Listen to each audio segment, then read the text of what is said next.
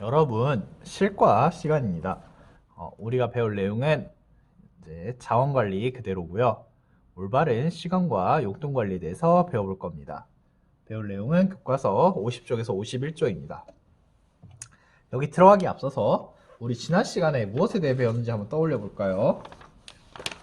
우리 지난 시간에 용돈 기입장이나 시간 이런 거에 대해서 알아봤어요. 선생님이 했던 말 중에 하루를 살아도 남들의 이틀을 살 수 있다. 이런 말도 있었죠. 그런 점을 떠올리며 넘어가 볼까요? 선생님이 교과서 50쪽 다 읽어보겠습니다. 여기 사진 말고도 다 한번 읽어볼게요. 둘, 한정된 용돈 합리적으로 관리해요.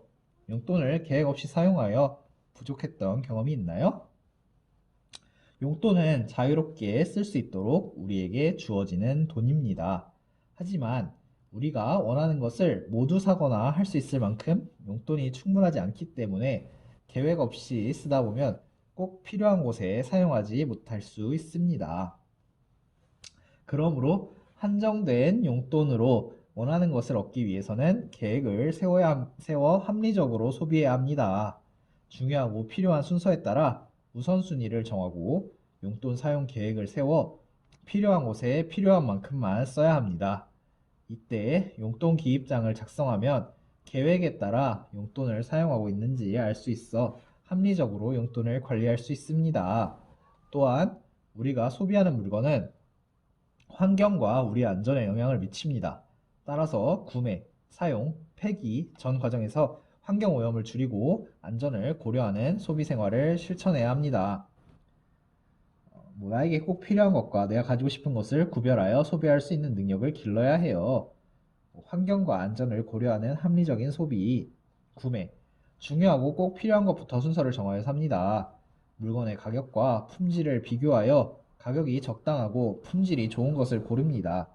환경 친화적이고 안전한 제품을 삽니다. 사용, 물건을 아껴 쓰고 고쳐 씁니다. 물건을 다른 사람과 나누거나 바꾸어 사용합니다. 사용 수칙을 잘 지켜 물건을 안전하게 사용합니다. 폐기, 버려지는 자원을 줄이도록 노력합니다. 올바르게 처분하여 자원 낭비와 환경 오염을 줄입니다. 네, 한번 볼까요? 용돈으로 할 수 있는 일이 무엇이 있을까요? 여러분의 경험을 녹여서 과제로 제출해 보도록 합니다. 또 용돈 관리가 필요한 까닭에 대해서 이것도 과제로 적어 보도록 합니다. 선생님이 상상 속의 예시를 한번 들어볼게요. 여러분 다들 치킨, 피자, 햄버거 좋아할 거라고 생각합니다. 만약에 용돈이 금액에 제한이 없다면은 매일 치킨을 시켜 먹고 싶은 사람도 있을 거예요. 그러나 용돈은 이제 제한이 있고 그렇기 때문에 만약에 치킨을 한번 시켜 먹으면은 이제 다른 데에 들어갈 수 있는 그러니까 다른 데에 사용될 수 있는 돈이 줄어들겠죠. 왜냐하면 총량이 줄어들기 때문이죠. 그래서 그때 말했듯이 용돈은 한정되어 있습니다. 지난 시간에 말한 것처럼. 그래서 낭비를 막아야 하고요. 만족스러운 결과를 얻으면 더욱 좋겠죠. 여러분 또 그런 경험 있지 않아요? 선생님이 어제 있었던 경험을 말해볼게요. 선생님 집 근처에 그 타코야끼 알죠? 타코야끼를 파는 가게가 생겼어요. 그래서 한번 먹으러 새로 생겼으니까 궁금하잖아요. 그래서 먹으러 갔거든요. 근데 일단 타코야끼를 모르는 사람이 있을 수도 있다고 선생님이 생각해서 사진 한번 보여드리도록 하겠습니다. 이런 것들이 타코야끼입니다. 그러니까 밀가루 있고 안에 문어 있고 이렇게 소스랑 이 가스오부시 올려서 먹는 게 타코야끼죠. 그 다음에 그래서 얘기를 계속 이어나가자면은 이렇게 이제 타코야끼가 집이 생겨가지고 선생님이 어제 저녁 시간에 한번 가봤어요. 근데 이제 보니까 선생님이 좀 그래도 여러분들보다 오래 살았잖아요. 그래서 이 가게 저 가게를 여러분들보다 많이 다녔어요. 근데 이제 선생님이 종합해서 보니까 일단 타코야끼 판이 5개가 있는데 한 번에 막 30개씩, 35알씩 시키는 분들이 있더라고요. 그러면은 그 이 두 사람이 일 처리하는데 너무 느렸어요. 그래가지고 막 손님이 열 몇 명씩 줄 서 있었는데 막 20분 기다려야 한다 하니까 막 절반이 떠나버리더라고요. 그래서 우여곡절 끝에 결국 타코야키를 사서 먹긴 했는데, 그러니까 뭐 맛은 맛이 있었어요. 맛은 만족스러웠는데 시간을 기다려야 하는 게 좀 불만족스럽더라고요. 그나마 맛이 있어서 다행이지 맛까지 없었으면은 내 돈만 쓰고 시간은 시간대로 쓰고 맛도 없었을 거예요. 이처럼 어, 돈을 쓰더라도 불만족스럽게 돈을 쓰는 경우가 있고 돈값을 못했다고 하죠. 만족스러운 결과를 얻을 때가 있어요. 또 다른 예시를 한번 들어볼게요. 여러분들이 공감이 될지는 잘 모르겠지만 선생님이 돈가스를 좋아하거든요.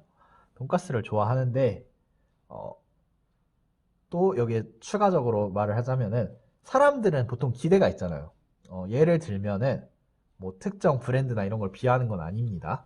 뭐 예를 들어서 뭐 시장 치킨 7,000원짜리가 있고 뭐 그냥 뭐 유명한 브랜드 치킨 2만 원짜리가 있다고 칩시다. 보통 일반적인 사람이라면은 돈을 더 들인 만큼 2만 원짜리 치킨이 더 맛있길 바랄 거예요. 그런데 만약에 2만 원짜리가 그 7천 원짜리 뭐 시장 치킨보다 맛이 없다. 그러면은 그 2만 원짜리 치킨에 대해서는 불만족스럽고 7천 원짜리는 만족스럽겠죠.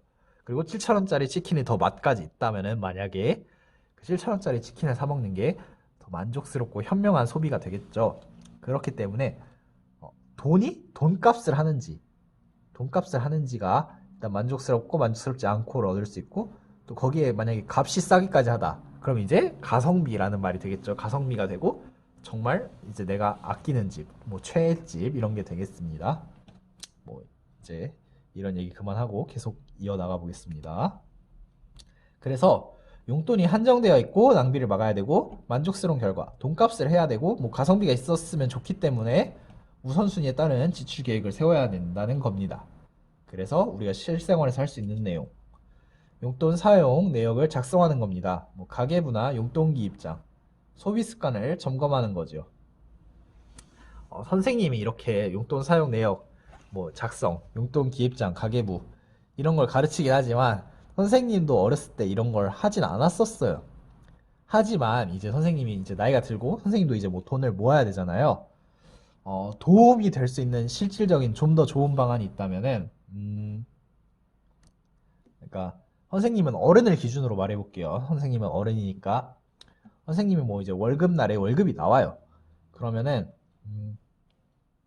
꼭 저축해야겠다는 돈을 먼저 저축을 하고 그 통장 같은 거는 건드리지 못하게 은행 같은 거에 처음에 만들 때 해놓습니다. 그리고 이제 남은 금액 가지고 생활을 하는 거예요.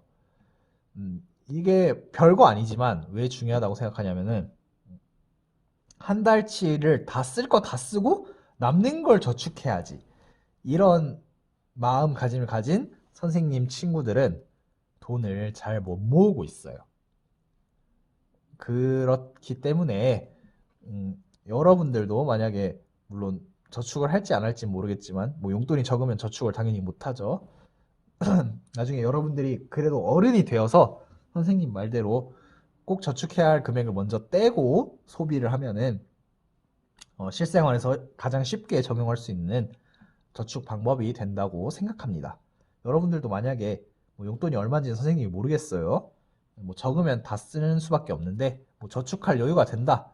그러면 저축할 금액을 따로 떼놓고 사용하도록 하는 습관을 길렀으면 좋겠습니다. 왜냐하면 비상금이 필요할 때 또 도움도 되고 그냥 다방면적으로 좋은 방법입니다. 넘어가 보도록 하겠습니다. 네, 이거 아까 선생님이 읽었던 50쪽 내용이죠.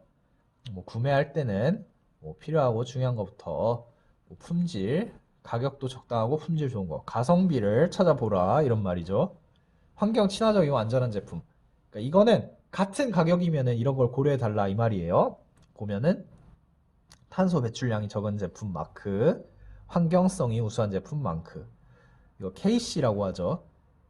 안전 기준을 지킨 제품 검증된 제품. 이렇게 KC. 다음 안전하게 관리된 식품 햇섭 안전관리 인증. 다음 사용 아껴 쓰고 고쳐 씁니다. 네, 아껴 쓰고 고쳐 쓰고요. 막 쓰지 말라 이거죠. 다음 물건을 다른 사람과 나누거나 바꿔 사용합니다. 네, 이거는 뭐 하고 싶으면 하세요. 애초에 아껴 쓰고 고쳐 쓰면은 이거 안 해도 솔직히 괜찮습니다. 마지막 사용 수칙을 잘 지켜 물건을 안전하게 사용합니다. 폐기 버려지는 자원을 줄이도록 노력합니다. 뭐 음식물 쓰레기 같은 것도 있겠죠. 여러분 뭐 음식물 쓰레기 안 남기면 좋은 것처럼 올바르게 처분하여 자연환경과 환경오염을 줄입니다. 자연 낭비와 환경오염 줄이고 뭐 종이 앞면만 쓰고 단면만 쓰고 버리는 게 아니라 뒷면도 쓰고 양면을 다 활용하라 이런 그림이죠. 여러분 필요와 욕구에 대해서 알아야 됩니다. 그래서 과제는 51쪽이 과제가 되겠고요. 필요와 욕구 이거를 뭐 얘기해 볼게요. 여러분들이 뭐 지금 선생님이 찍고 있는 강의를 보고 있지만 뭐 나이가 들면은 인강을 볼 수도 있을 거예요. 그리고 이제 그 보는 장소가 집이 아니라면은 뭐 이어폰 같은 게 필요하겠죠. 여기서 이제 필요와 욕구에 대해서 얘기를 해볼게요.